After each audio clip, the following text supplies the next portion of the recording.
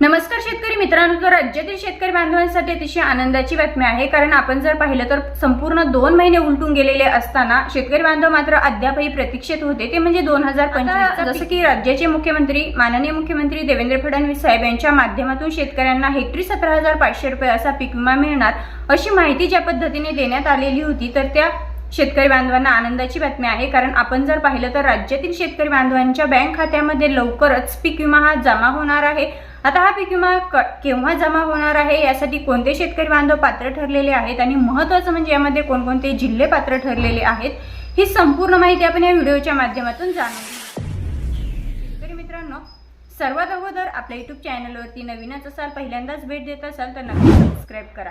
तर शेतकरी मित्रांनो, सर्वात अगोदर माननीय मुख्यमंत्र्यांच्या माध्यमातून दिलेल्या माहितीनुसार शेतकरी बांधवांना मिळणार हेक्टरी 17,500 रुपये अशा आपण नेहमीच सोशल मीडियावरती बातम्या पाहिल्या, अपडेटही पाहिली, परंतु खरोखर 17,500 रुपये मिळणार का हे आपण पुढे जाणूनच घेणार आहोत। तत्पूर्वी उद्या आहे 15 एप्रिल, तर शेतकरी मित्रांनो 15 एप्रिल पासून शेतकरी बांधवांच्या बँक खात्यामध्ये पीक विमा 2025 हा जमा होण्यास सुरुवात होणार आहे अशी अपडेट कृषी विभागाकडून आलेली आहे। मग आता हा जो पीक विमा जमा होणार आहे, हा पीक विमा कोणकोणत्या जिल्ह्यातील शेतकरी बांधवांना मिळणार आहे आणि कोणकोणत्या पिकांसाठी मिळणार आहे, तर सर्वात महत्त्वाचं म्हणजे 2025 मध्ये आपण जर पाहिलं तर संपूर्ण राज्यातील शेतकरी बांधवांचं मोठ्या प्रमाणावरती शेती पिकांचं नुकसान झालं। यामध्ये अवकाळी पाऊस असेल, गारपीट असेल, पूर परिस्थिती निर्माण झाली होती, या संपूर्ण कारणामुळे शेती पिकांचं मोठ्या प्रमाणावरती नुकसान झालं। यामध्ये कापूस असेल, सोयाबीन असेल, तूर असेल, मूग असेल, उडीद असेल, खरीपाची ज्वारी असेल, अनेक पिकांचा समावेश होता।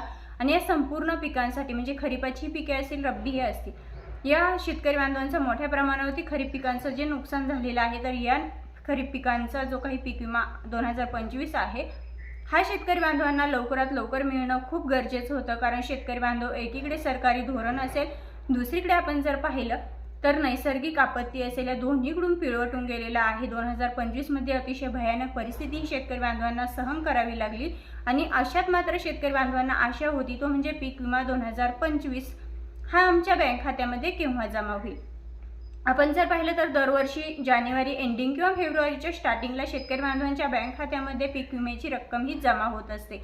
15 डिसेंबर नंतर शेतकरी बांधवांचं जे काही राज्यातील शेतकरी बांधवांचं जे काही नुकसान झालेलं असतं, त्याचा डेटा जो असतो तर तो डेटा राज्य शासनाकडे पाठवला जातो आणि त्यानंतर 21 दिवसानंतर त्या शेतकरी बांधवांना पीक विमा मिळण्यास सुरुवात होत असते। परंतु 2025चा जर आपण विचार केला तर 2025 मध्ये जानेवारी महिना संपलेला आहे, फेब्रुवारीही संपला, मार्च महिनाही संपला आणि आता एप्रिल महिन्याचे सुद्धा 13 ते 14 दिवस उलटून गेलेले असतानाही शेतकरी बांधवांच्या बँक खात्यामध्ये पीक विमा 2025 हा जमा झालेला नाही आणि त्यामुळे शेतकरी बांधव अतिशय हतबल झालेला आपल्याला पाहायला भेटला। परंतु आता त्या संपूर्ण शेतकऱ्यांसाठी आनंदाची बातमी आहे की उद्यापासून म्हणजे 15 एप्रिल पासून शेतकरी बांधवांच्या बँक खात्यामध्ये हा पीक विमा जमा होण्यास सुरुवात होणार आहे। आता यामध्ये संपूर्ण पिकांचा समावेश असणार आहे, म्हणजे ज्या पिकांचं तुमचं नुकसान झालेलं आहे यामध्ये कापूस, सोयाबीन, तूर, मूग, उडीद, खरीपाची ज्वारी अनेक पिकांचा समावेश आहे।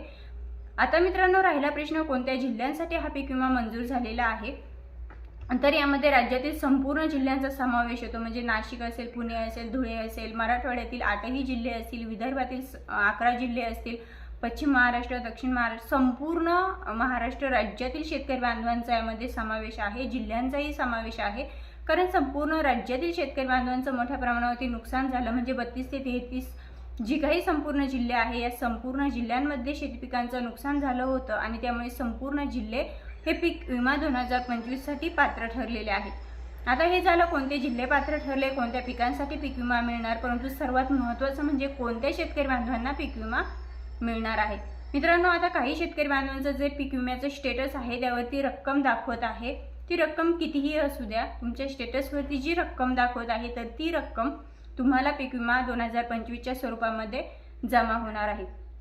आता आपण जर पाहिलं काही जिल्ह्यातील शेतकरी बांधवांचं पीक विमा स्टेटस जे आहे तर ते अद्यापही दाखवत नाहीये, म्हणजे त्यांचं कॅल्क्युलेशन हे 0 दाखवत आहे, तर त्या शेतकरी बांधवांना पीक विमा सध्या तरी मिळणार नाही। आणि ज्या शेतकरी बांधवांचं कॅल्क्युलेशनवरती रक्कम दाखवत आहे तर त्या आणि त्याच शेतकरी बांधवांना उद्यापासून त्यांच्या बँक खात्यामध्ये पीक विमा हा जमा होणार आहे। खरं तर आपण जर पाहिलं तर कुठल्याही आतापर्यंत, आता मार्च एप्रिल महिना सुरू आहे, आतापर्यंत संपूर्ण राज्यातील शेतकरी बांधवांचं कॅल्क्युलेशन हे पूर्ण व्हायला हवं होतं आणि संपूर्ण राज्यातील शेतकरी बांधवांची जी रक्कम आहे, जे कॅल्क्युलेशन आहे, तर ते दाखवायला हवं होतं, परंतु अनेक जिल्ह्यांमधील शेतकरी बांधवांना अद्यापही कॅल्क्युलेशन 0 दाखवत आहे, म्हणजे त्यांचं कॅल्क्युलेशन हे पूर्ण झालेलं नाही. तर त्या शेतकरी बांधवांना सध्या तरी पीक विमा मिळणार नाही आहे, परंतु ज्या शेतकरी बांधवांचं कॅल्क्युलेशन हे पूर्ण झालेलं आहे, त्यांच्या रकमाही पीक विमा स्टेटसवरती दिसत आहे, त्या संपूर्ण शेतकरी बांधवांना उद्यापासून त्यांच्या बँक खात्यामध्ये पीक विम्याची रक्कम ही जमा होणार आहे. आता सर्वात महत्त्वाचा जो प्रश्न आहे ती हा पीक विमा किती मिळणार. तर जसं की देवेंद्र फडणवीस साहेब यांनी सांगितलं की हेक्टरी 17,500 रुपये असा पीक विमा मिळणार.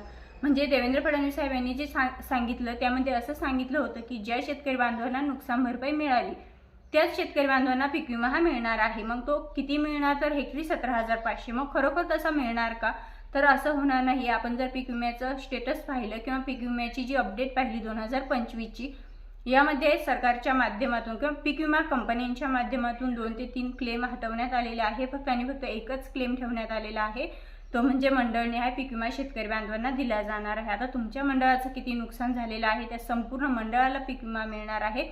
त्यामुळे कुठल्याही शेतकरी बांधवाने अशी आशा बाळगायची नाहीये की माझं 100% नुकसान झालेलं आहे, मग मला हेक्टरी 17,500 रुपये असा पीक विमा मिळेल. तर हे वैयक्तिक पीक विमा हा मिळणार नसून तर तुम्हाला मंडळनिहाय पीक विमा हा घ्यावा लागणार आहे. त्यामुळे जो पीक विमा शेतकरी बांधवांना दिला जाणार आहे हा हेक्टरी 17,500 रुपये न मिळता अगदी तुटपुंजी रक्कम जमा होणार आहे. मित्रांनो, हा व्हिडिओ जरी आज तुमच्यापर्यंत पोहोचलेला असला तरी सुद्धा तुम्हाला उद्यापासून जो पीक विमा मिळणार आहे तर हा पीक विमा तुम्हाला किती मिळत आहे, किती मिळाला ते कमेंटमध्ये नक्कीच व्यक्त व्हा. आणि महत्त्वाचं म्हणजे तुमचं कॅल्क्युलेशन दाखवत आहे का, जर कॅल्क्युलेशन दाखवत असेल तर त्यावरती रक्कम किती दाखवत आहे हे सुद्धा कमेंटमध्ये नक्की सांगा, जेणेकरून इतर शेतकरी बांधवांच्याही लक्षात येईल की कोणत्या शेतकरी बांधवांना किती पीक विमा मिळाला. पुन्हा भेटूया अशाच नवनवीन आणि महत्त्वपूर्ण माहितींसोबत. तोपर्यंत जय हिंद, जय महाराष्ट्र.